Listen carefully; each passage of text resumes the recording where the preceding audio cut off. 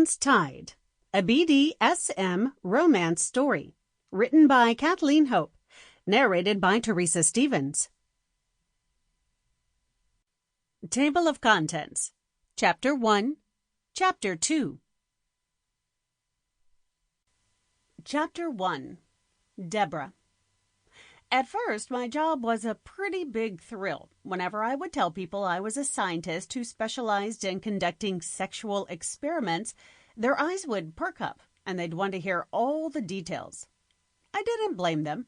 The details could get pretty juicy, although sexy, sweaty bodies clashing together really turned me on.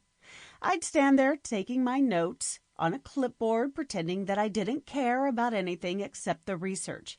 But deep down, I'd be melting. But after a while, all those bodies engaged in all kinds of sexual activity got a little boring. Sex research was just another job. Thursday started out that way.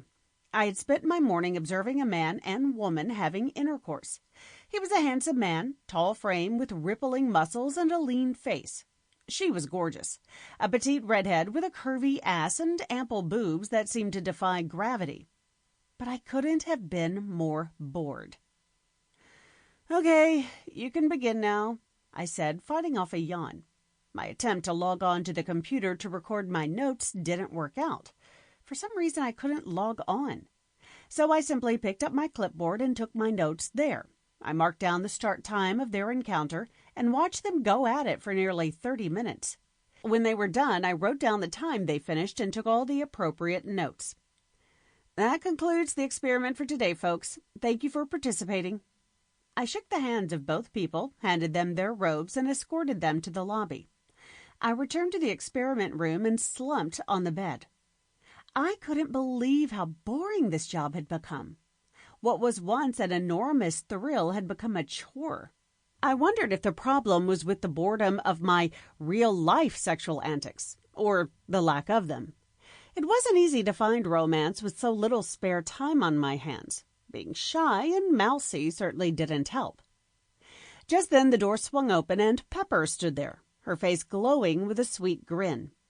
"Hey, Deborah, Dr. D wants to let you know that you're doing a really good job with this project, especially with the technical difficulty you had with the computer. He said, keep it up." "Thank you, Pepper. How's everything going for you this morning?" "Just great. It's a really glorious morning out there. How about for you?"